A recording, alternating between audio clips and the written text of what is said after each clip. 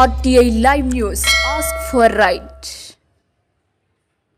నమస్తే, welcome to RTI Live News. CBI ఈడీలను ఉపయోగించి కాంగ్రెస్ నాయకులను ముఖ్యంగా గాంధీ కుటుంబాన్ని వేధించాలని బీజేపీ మోదీ ప్రభుత్వం లక్ష్యంగా పెట్టుకున్నారని జిల్లా కాంగ్రెస్ కమిటీ అధ్యక్షుడు ధారాసింగ్ విమర్శించారు. గురువారం వికారాబాద్ పట్టణంలోని ఎమ్మెల్యే క్యాంపు కార్యాలయం నుండి ఎన్టీఆర్ చౌరస్తా వరకు నాయకులు కార్యకర్తలతో కలిసి ర్యాలీ నిర్వహించి నినాదాలు చేశారు. ఈ సందర్భంగా మీడియాతో మాట్లాడుతూ నేషనల్ హెరాల్డ్ కేసులో ఈడీ ఫిర్యాదును కోర్టు కొట్టివేసిందని, కేసులో ఎలాంటి ఆర్థిక లావాదేవీలు ట్రాన్సాక్షన్లు లేవని కోర్టు స్పష్టం చేసిందని తెలిపారు. పత్రికా సోదరులు, ప్రింట్ మీడియా సోదరులకు కూడా ప్రత్యేక నా యొక్క హృదయపూర్వక ధన్యవాదాలు. ఈరోజు ఈ ధర్నా పెట్టడానికి ముఖ్య ఉద్దేశం ఏంటంటే నేషనల్ హెరాల్డ్ అనేది జనాలకు చాలా తెలియదు. ఇదేందో అనుకుంటున్నారు. నేషనల్ హెరాల్డ్ అనేది ఒక పత్రిక. 1938లో ఈ పత్రికను స్థాపించారు. ఆ రోజు ఈ పత్రికను స్థాపించిన వాళ్ళు ముఖ్యులు నెహ్రూ గారు, సర్దార్ వల్లభాయ్ పటేల్ గారు, మరి చాలా మంది పెద్ద మనుషులు ఉన్నారు దీని వెనకాల. వాళ్ళందరూ మన భారతదేశానికి స్వాతంత్రం రావడానికి కారణాలు, అందరూ కష్టపడ్డారు.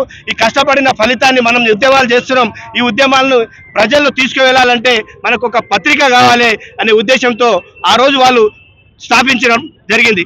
కానీ ఈ పత్రిక రాను రాను కొద్దిగా క్షీణించి మూలపడ్డ తర్వాత 2004లో ఈ పత్రికను యూపీఏ గవర్నమెంట్ వచ్చిన తర్వాత ఈ పత్రికలో మరి దాదాపుగా మరి కాంగ్రెస్ పార్టీ పత్రికను తేవాలి, మరి ఈ పత్రికను మరి ఈ ప్రజల్లో కాంగ్రెస్ పార్టీ చేస్తున్న సేవలను అందరినీ ప్రజలకు తెలపాలనే ఉద్దేశంతో ఈ పత్రికను దాన్ని మళ్ళా ముంగలికి తీసుకొచ్చి కొంతమంది నాయకులు మరి ఇతరత్ర శిక్షణ సంస్థలు వాళ్ళందరూ కలిసి దీనికి డొనేట్ చేసి పత్రికను ముందరికి తీసుకురావడం జరిగింది.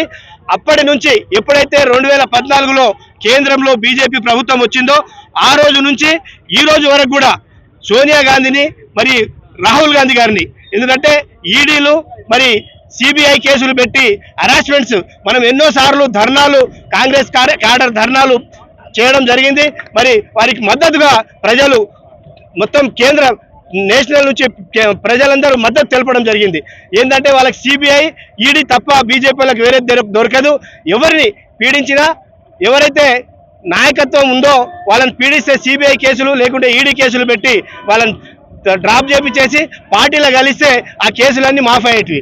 పార్టీలో గెలవకపోతే కేసు మళ్ళీ నడుస్తుండేది. అటువంటి కేసులు పెట్టి హరాస్మెంట్ చేసుకుంటూ ఉంటే ఈ కార్యక్రమం బీజేపీ వాళ్ళు పెట్టుకున్న దాన్ని మొన్ననే ఢిల్లీ హైకోర్టులో మరి ఈడీకి దీనికి ముక్కు ఏమీ లేదు, ఎందుకు ఈ కేసులు పెట్టుకున్నారని అట్టి కేసును డిస్మిస్ చేయడం జరిగింది. ఇది బీజేపీ ప్రభుత్వానికి, మోడీకి, అమిత్ షాకు చెంపపెట్టు లాంటిది. వారు వాస్తవంగా ఈ కేసును డిస్మిస్ చేసినాక సుప్రీంకోర్టు ఎప్పుడైతే హైకోర్టు డిస్మిస్ చేసిందో దీని తర్వాత వాళ్ళు బీజేపీ నాయకత్వం మోడీ గారు రాజీనామా చేసి బయటికి రావాలి, మరి ప్రజల తీర్పును కోరాలి. ఏదున్నా మొన్న అమిత్ షా గారు పార్లమెంట్లో కాంగ్రెస్ ఏది చేస్తే దానికి మేము యాంటీ చేస్తామని చెప్పడం ఎంత వరకు సమంజసం?